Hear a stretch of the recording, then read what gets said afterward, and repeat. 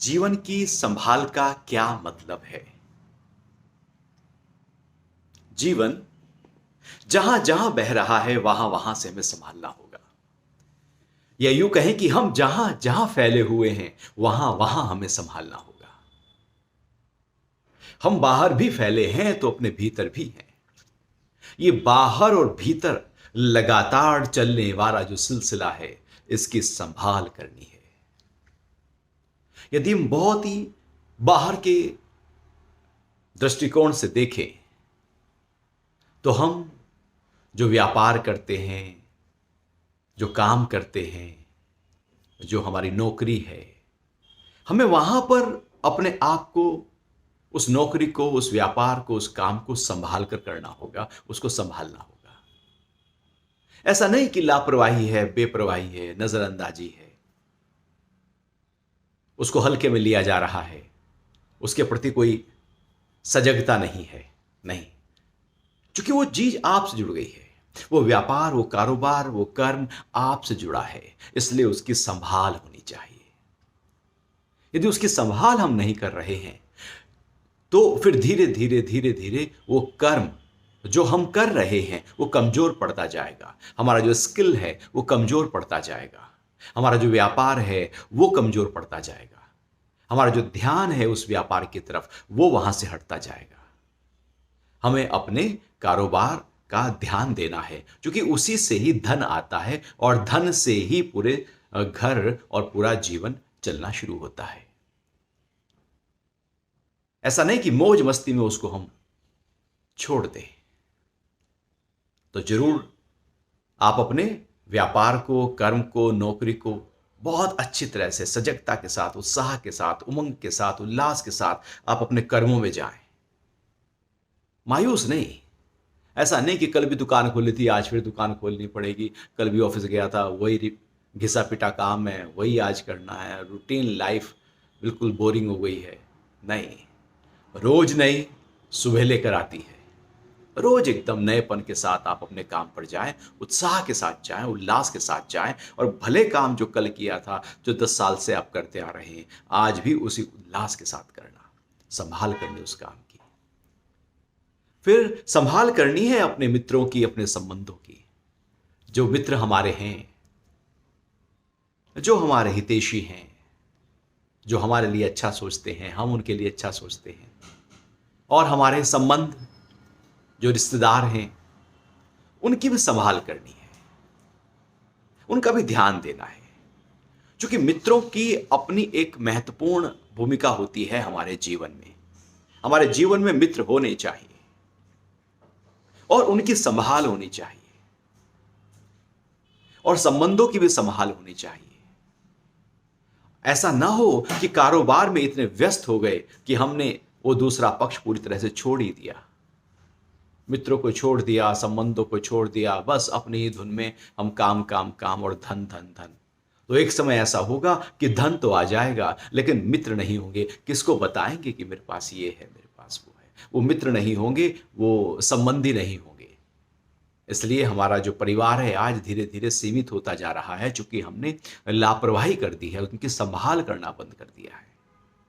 तो संभाल कीजिएगा, फिर संभाल कीजिएगा थोड़ा और अपने घेरे को थोड़ा और नजदीक लाएं तो अपने परिवार की, जिनके साथ हम दिन भर रहते हैं, अपने पति की, पत्नी की, भाई की, बहन की, माता की, पिता की संभाल करनी है। संबंधों की, एक दूसरे के मन को, एक दूसरे के हृदय को, भाव को, मान को, सम्मान को, उसका ध्यान रखना है। एक दूसरे के स्वास्थ्य का ध्यान रखना है, एक दूसरे की फिक्र करनी है। और कैसे वो, यदि जो हमारे घर में सदस्य है उसका स्वास्थ्य अच्छा नहीं, तो हम यदि संभाल नहीं कर रहे हैं और उसका भी स्वास्थ्य अच्छा नहीं, तो कौन करेगा संभाल? तो परिवार का मतलब है जो एक दूसरे की संभाल कर रहा है, वही परिवार है। और वो संभाल कई स्तर तक हो सकती है। कई बार लापरवाही, बेपरवाही में हम कुछ गलत काम करने लगते हैं, कुछ गलत खा लेंगे, कुछ गलत कार्य करेंगे, तो जो घर के सदस्य हैं वो संभाल करके फिर से सही कर देते हैं। इसलिए अपने परिवार के सदस्यों की संभाल होनी चाहिए, क्योंकि जब जरूरत पड़ती है तो वही लोग आपके सामने खड़े होते हैं। ऐसा नहीं कि उनको नजरअंदाज करके, उनको पूरी तरह से मुंह फेर कर, और आप केवल कहीं बाहर व्यापार और काम धंधा और मित्रों को ही देख रहे हैं, परिवार को आपने पूरी तरह से नजरअंदाज कर दिया। नहीं, जीवन के हर पहलू पर हमारी संभाल उतनी ही चाहिए। जैसे हम रोज नहाने जाते हैं तो शरीर के सारे अंगों को समान रूप से नहला देते हैं ना। ऐसा थोड़ी है केवल मुंह मुंह धोकर हम नहाकर बाहर आ गए। नहाने का मतलब है समान रूप से शरीर के समस्त अंगों की सफाई करना, वो स्नान है। ऐसे समान रूप से हम अपने जीवन के हर पहलू का ध्यान रखें। तो इसलिए परिवार को मजबूती दें। आज परिवार टूटते जा रहे हैं, बिखरते जा रहे हैं। क्यों? क्योंकि हमने संभाल करना छोड़ दिया है। हमारे पास टाइम ही नहीं है अपनी मौज मस्ती के लिए। अपने टीवी मोबाइल से टाइम ही नहीं मिलता। तो जो वृद्ध लोग हैं, घर के सदस्य हैं, उनको हम ध्यान ही नहीं दे पा रहे हैं। बच्चों को ध्यान नहीं दे पा रहे हैं तो वो उनका ध्यान कहीं और बिखरने लगता है। संभाल चाहिए परिवार के लिए। और फिर थोड़ा और गहरे में आए तो संभाल चाहिए इस शरीर की, इसके स्वास्थ्य की। स्वास्थ्य की रक्षा हम ही कर सकते हैं। मेरे लिए कोई दूसरा मेरे स्वास्थ्य की रक्षा न करेगा। मैं संभाल करूं अपने शरीर की। इसको क्या खिलाना है, क्या भोजन इसके लिए जरूरी है, कितना जरूरी है, किस समय जरूरी है, कौन सी एक्सरसाइज जरूरी है, कितनी एक्सरसाइज करनी है नहीं करनी है, किस समय करनी है, नींद कितनी देनी है, किस समय सो जाना है, कब उठ जाना है, दिन भर शरीर को कैसे रखना है, कमर गर्दन को सीधा रखना है। ऐसा ना हो कि झुककर बैठे हैं, झुककर लेटे हैं, आधा लेटकर आधा बैठकर टीवी देख रहे हैं, मोबाइल पर हैं। फिर हम अपने शरीर की संभाल नहीं कर रहे हैं। नतीजा होता है गर्दन का दर्द आ जाएगा, कमर का दर्द आ जाएगा, कुछ ना कुछ समस्या खड़ी हो जाएगी। जहां की संभाल कम होगी वहीं से ही विकृति, विकार, रोग, बीमारी, उपद्रव, उलझन, समस्या वहीं से ही आएगी, जिस पक्ष को आपने ध्यान नहीं दिया। तो शरीर को ध्यान न देने के कारण से शरीर बीमार होने लगता है। इसलिए संभाल करनी है शरीर की। थोड़ा और गहरे में आए तो संभाल करनी है अपनी इंद्रियों की। ऐसा नहीं कि हमारे पास में मोबाइल है और आंखें भी हैं तो हम लगातार मोबाइल को ही देखे जाएंगे। नहीं, आंखों की संभाल करनी है, कान की संभाल करनी है, कितना सुनना है, नाक की संभाल करनी है, जुबान की संभाल करनी, कितना खाना है। अपने शरीर की संभाल पूरी तरह से करनी है। 5 ज्ञानेंद्रियों की संभाल करनी है, 5 कर्मेंद्रियों की संभाल करनी है। 5 ज्ञानेंद्रियों से कितना, कौन सा ज्ञान प्राप्त करें, किस ज्ञान की जरूरत है और कौन से ज्ञान की जरूरत नहीं है, उसको छोड़ देना है। ज्ञान मतलब वो अज्ञान है जिसको हम इकट्ठा कर लेते हैं। कितना चलना फिरना है, ऐसा ना हो कि हम ज्यादा चल फिर कर थक जाएं, कर्मेंद्रियों से ज्यादा काम कर लें और थक जाएं। इसलिए संभाल करनी है उन इंद्रियों की। थोड़ा और गहरे में जाएं तो संभाल करनी है अपने मन की। हमारा मन जो पूरी तरह से बिखर जाता है, उसमें तनाव है, क्रोध है, लोभ है, मोह है, काम वासना है, उसमें नेगेटिविटी है, उसमें निंदा है, उसमें हिंसा है, उसमें झूठ बोलने की आदत है, उसमें चोरी करने की आदत है, उसमें चीजों को इकट्ठा करने की आदत है। एक मन के स्वभाव हैं जिसमें मन हमेशा रमता है, उसको वहां मजा आता है, वो रस लेता है और कहता है कि मैं तो इसमें एक्सपर्ट हूं। वो एक्चुअली हमारा मन बिखर रहा है। और जब बिखरता है तो मन फिर कभी ऊंचे स्तर पर नहीं जा पाएगा। जिसने अपने मन को नहीं संभाला वो बड़े कार्यों को कैसे कर सकता है। बड़े कार्य करने हो तो मन की संभाल चाहिए, क्योंकि मन में दृढ़ निश्चय चाहिए। और यदि बिखरा हुआ मन है तो छोटे छोटे कार्यों तक जीवन चलेगा, बड़े कार्य इस जीवन से ना हो पाएंगे। वो वही कार्य कर सकता है, वही ऊंचाई पर जा सकता है, वही आगे बढ़ सकता है जिसने अपने मन को संभाला हो। तो संभाल लेना है अपने मन को। देखो अपने मन को क्या ख्याल लेकर आता है, कब नेगेटिव हो जाता है, कब भय ले आता है, कब दुख ले आता है, कब दुविधा ले आता है, कब उलझन लेकर आ रहा है, कभी पास्ट के ख्याल में टक गया, कभी फ्यूचर के भय में, डर में चला गया। देखो इस मन को, संभालना है इसको। कैसे संभाले? साक्षी होकर संभालना। इसके साक्षी हो जाओ, संभल जाएगा। देखना शुरू करो। ऐसे ही जैसे नदी किनारे बैठकर बहते पानी को देखना शुरू कर देते हो। पानी अलग बह रहा है, आप अलग हैं, आप देखने वाले हैं।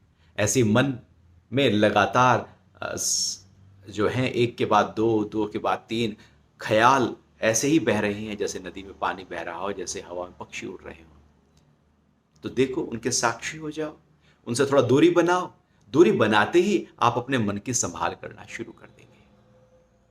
जैसे इंद्रियों का जितना प्रयोग करना हो उतना करो, बाकी उनको समेट लो, जैसे कछुआ समेट लेता है। इसका मतलब आपने इंद्रियों की संभाल करना शुरू कर दिया। आपने भोजन, व्यायाम और नींद को ध्यान दिया तो शरीर की संभाल करना शुरू कर दिया। घर के सदस्यों में प्रेम के भाव, ज्ञान के साथ में व्यवहार किया, समता के साथ व्यवहार किया तो परिवार की संभाल शुरू हो गई। तो मन की संभाल करनी है। और सबसे ज्यादा मन बिखरता है, मन हिलता है, मन नेगेटिव हो जाता है। इसको प्रसन्नता दो, इसको उल्लास दो, इसको स्फूर्ति दो, इसको एकाग्रता दो, इसको खुशी दो, इसको ठहराव दो। इस मन के साक्षी हो जाओ, मन संभलना शुरू हो जाएगा। फिर थोड़ा और पीछे जाते हैं, मन से परे तो बुद्धि है जो निर्णय लेती है। क्या अच्छा है, क्या बुरा है, क्या सही है, क्या गलत है, मेरे जीवन के लिए क्या सही है, जीवन के लिए क्या गलत है। आज के लिए वो सही हो सकता है, लेकिन दूरगामी परिणाम क्या होंगे। अभी तो मजा है, बाद में तो सजा ही आएगी। बुद्धि बहुत दूर तक सोचती है। दूर दृष्टि बुद्धि की होनी चाहिए। ऐसा नहीं कि क्षणिक मजा लिया लेकिन बाद में हम सजा ही भुगते जा रहे हैं। ऐसे लोग क्षणिक में कुछ अपराध कर बैठते हैं और फिर जीवन भर भुगतते रहते हैं। उस समय तो किसी क्रोध के कारण से, किसी वासना के कारण से कुछ कर बैठे, लेकिन उसका असर जीवन के साथ आ गया, जीवन पर एक धब्बा बन गया। तो संभाल करनी है बुद्धि की, जो निर्णय देती है, जो बताती है सही क्या है, गलत क्या है। जीवन के एक एक पग पर हमारा जो बुद्धि है वो बताती रहती है, क्योंकि बिना निर्णयों के जीवन नहीं चल सकता। जो निर्णय लेना नहीं जानता, सही निर्णय नहीं ले पाता, वो तो हमेशा बिखरेगा। निर्णय चाहिए जीवन में, बुद्धि की प्रखरता चाहिए, बुद्धि की एकदम निश्चितता चाहिए, उसमें संकल्प चाहिए, उसमें डिटर्मिनेशन होना चाहिए कि क्या मेरे लिए ठीक है। तो संभालो बुद्धि को। कैसे संभलेगी बुद्धि? संकल्प से संभलेगी, निश्चय से संभलेगी, बुद्धि के प्रयोग से बुद्धि संभलेगी। निर्णयों को टालने से बुद्धि न संभलेगी, संशयों को हटाने से बुद्धि संभलेगी, संशयों को और पैदा करने से बुद्धि और खराब होगी। अपने संशयों, जब संशय आए, क्योंकि संशय तो छोटी छोटी चीजों में आने लगता है। खाऊं नहीं खाऊं, खाऊं तो यदि थाली में 4 कटोरियां, पहले क्या खाऊं। संशय तो आज क्या पहनूं। संशय तो हर चीज में खड़ा है। कोई भी काम करने शुरू करो, संशय खड़ा हो जाएगा। संशयात्मिका बुद्धि है। इसका मतलब है संभली नहीं है बुद्धि, संभाल लेनी है बुद्धि को। बुद्धि को संभाल लेने के लिए, मन को संभाल लेने के लिए ठहराव की आवश्यकता होती है। जितना मन ठहरता है उतना बुद्धि ठहर जाती है। मन के ठहराव के लिए ध्यान की आवश्यकता होती है, समर्पण भाव की आवश्यकता होती है, स्वीकार भाव की आवश्यकता होती है, प्रार्थना की आवश्यकता होती है, अपने साथ जुड़ जाने की आवश्यकता होती है, मौन की आवश्यकता है, एकांत की आवश्यकता है, ध्यान की आवश्यकता है। ठहराव दो अपने मन को, तो मन भी संभले, साथ ही साथ बुद्धि भी संभले। इसलिए जो ध्यान में होते हैं, जो ध्यान करते हैं, जो मौन और एकांत में होते हैं, उनकी बुद्धि बहुत ही प्रखर हो जाती है, बहुत सूक्ष्म हो जाती है,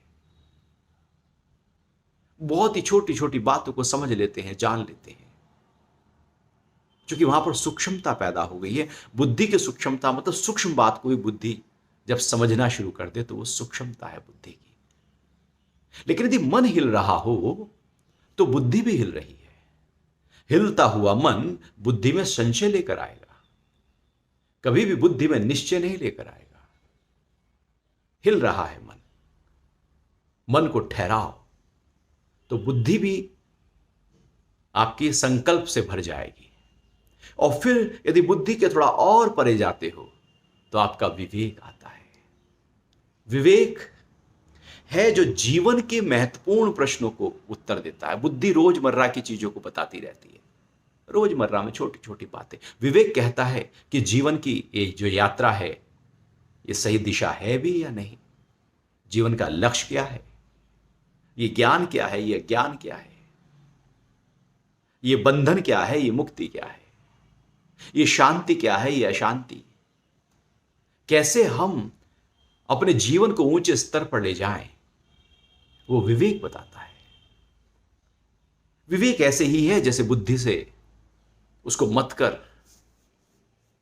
हमने मक्खन निकाल लिया हो। विवेक जब जग जाता है तो जीवन की क्लैरिटी आने लगती है और फिर जीवन के हर पक्ष में क्लैरिटी आ जाती है। विवेक के आते ही सब कुछ अलाइन होता चला जाता है। बुद्धि के निर्णय, मन की एकाग्रता, इंद्रियों को प्रयोग जितना करना है उतना, शरीर की संभाल, परिवार की संभाल, मित्रों की संभाल, अपने व्यापार की संभाल, चूंकि विवेक जग गया है, भीतर एक जागरूकता आ गई है, एक प्रकाश जग गया है। वो प्रकाश एकदम पिक्चर क्लियर, जैसे टॉर्च आप जला दो या लाइट जला दो तो अंधेरे में रोशनी भर जाती है और रोशनी आने पर आपको सब चीजें अपने स्थान पर दिखाई देने लगती हैं। अब आप टकरा नहीं पाते, अब गिरने की संभावना खत्म हो गई। जो टकरा कर गिर जाते थे हम अंधेरे में, अब वो ना होगा, क्योंकि अब प्रकाश आ गया है। और जहां जहां प्रकाश है, जैसे सुबह हो जाती है, सूर्य भगवान निकल आते हैं, हम उनको प्रणाम करते हैं, वो चारों तरफ अपने प्रकाश को प्रकाशित कर देते हैं। घर का हर कोना, हर जगह धरती पे एकदम प्रकाश ही प्रकाश भर गया। अमावस्या की रात को अंधेरा है, चलने में डर लगता है, वहां पर प्रकाश की आवश्यकता होती है। विवेक प्रकाश है जो जीवन के हर पहलू को आगे बढ़ाने में हमारा मार्ग प्रशस्त करता है। इसलिए विवेक को अपने, उसको जो अंदर है उसको जगाना है, उसको ध्यान देना है। जब उसकी आवाज आए, जिसको आकाशवाणी कहते हैं, उसकी आवाज को जरूर सुनना। अक्सर हम विवेक की जो आवाज होती है, एक मन की आवाज है जो स्वार्थ से भरी होती है। उसके अंदर स्वार्थ है, मैं है, मेरा है, मेरे वाले हैं, अपना अपना बचाव है, अपने लिए है, बुद्ध, ये मन है। और एक है विवेक जो सबकी भलाई का भाव लेकर आता है, जो निस्वार्थ लेकर आता है। वो क्लैरिटी देता है कुछ गलत ना हो जाने की, ये गलत है उससे बच जाने की। तो विवेक हमारा जगह होना चाहिए। तो विवेक की संभाल करनी है, फिर संभाल करनी है अपने इस शक्ति की, इस प्राण की, जिस प्राण से चल रहा है सारा का सारा ये हमारा कारोबार, पूरा जीवन। जीवन टिका है प्राण पर। प्राण को संभाल लो, सब समझ जाएगा। इसलिए उपनिषद कहते हैं प्राण हो उपासना करो। महर्षि पतंजलि कहते हैं प्राणायाम करो। गीता भगवान श्री कृष्ण कहते हैं प्राण और अपान को ध्यान दो। हर जगह, हर शास्त्र में, हर अध्यात्म के ग्रंथ में उस प्राण की बात जरूर आएगी, ऊर्जा की, शक्ति की बात जरूर आएगी, क्योंकि संभालना है उसको, क्योंकि उससे ही चल रहा है सब कुछ। तो शक्ति को संभालो। शक्ति कैसे संभलेगी? सब चीजों को संभालना शुरू कर दो, शक्ति अपने आप संभल जाएगी। विवेक जग जाए, बुद्धि एकदम निश्चय भाव में आ जाए, मन ठहर जाए, शरीर से अनावश्यक कार्य बंद कर दें, इंद्रियों का हम अपने कंट्रोल में ले आएं, घर में प्रेम का भाव, व्यापार में पूरी एकाग्रता, भोजन पर ध्यान, नींद पर ध्यान, एक्सरसाइज पर ध्यान, सबको संभालो। अब जो संभल रहा है असलियत में वो प्राण संभल रहा है, और प्राण ही जीवन है। यदि प्राण संभल गया तो समझो जीवन संभल रहा है। जितना प्राण संभाल लोगे जीवन उतना लंबा हो जाएगा, उतना सुखदायी हो जाएगा, आनंद से भर जाएगा। और जितना प्राण बिखर जाएगा उतना जीवन बिखर जाएगा। यूं तो सभी जी लेते हैं,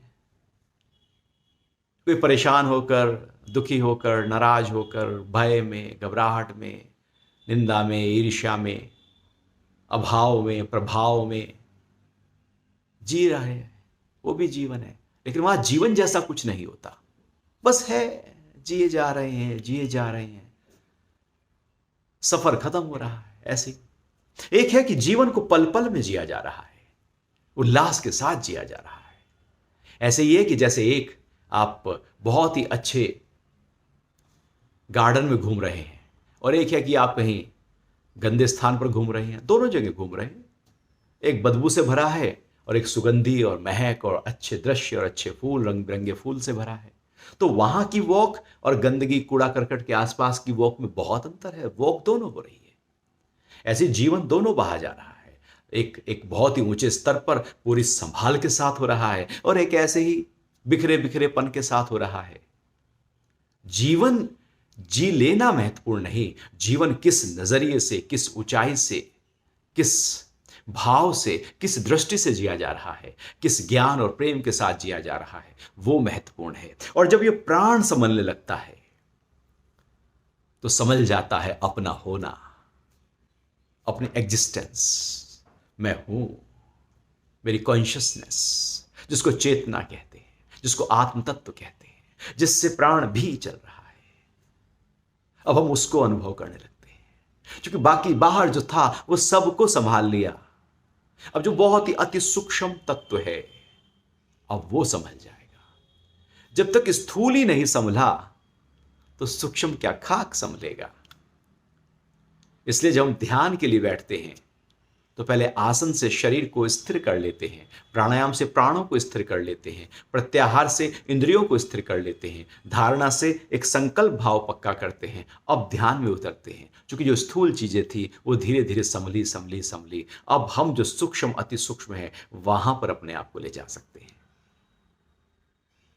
तो इस तरह से अपने जीवन की संभाल, उसके हर पहलू की संभाल करनी। ऐसा नहीं कि एक ही चीज संभाल ली, बस धन संभाल लिया जी मैंने। तो जो लोग ज्यादा धन में लगे रहते हैं उनका तन खराब हो जाता है, स्वास्थ्य खराब हो जाता है। जो केवल परिवार में लगे रहते हैं वो काम कारोबार छूट जाता है। जो केवल कारोबार में लगे रहते हैं उनके परिवार कमजोर पड़ जाते हैं, क्योंकि हमने समान रूप से ध्यान नहीं दिया। संभाल समान रूप से हो तो समझो कि वाकई संभाल हो रही है। अन्यथा किसी विकार के आधार पर हम जब संभालते हैं कोई चीज, तो वो एक निश्चित चीज की संभाल होगी। और जब केवल एक निश्चित चीज की संभाल होती है तो समझो वो भी सही प्रकार से संभाल नहीं हो रही है। किसी चीज की जब अति संभाल करने लगते हो तो दूसरी चीजें कहीं ना कहीं किसी ना किसी रूप से बिखरने लगती है। समान रूप से, जिसको भगवान कहते हैं समत्वम योग उच्यते, समभाव के साथ जब हम जीवन को जीते हैं तो जीवन में योग प्रकट हो जाता है। हमारी बीमारियां तन की हो या मन की नहीं आएंगी यदि संभाल लिया है। संबंध नहीं टूटेंगे यदि संभाल लिया है। सब कुछ जीवन ऊंचे स्तर पर चला जाएगा यदि हमारी संभाल पक्की है। इसलिए सुबह से लेकर रात्रि सोने तक संभालो। जैसे चलते हैं, एक एक कदम को संभाल कर चलते हैं। एक एक कदम से स्लिप होकर गिर सकते हैं, गिर सकते हैं।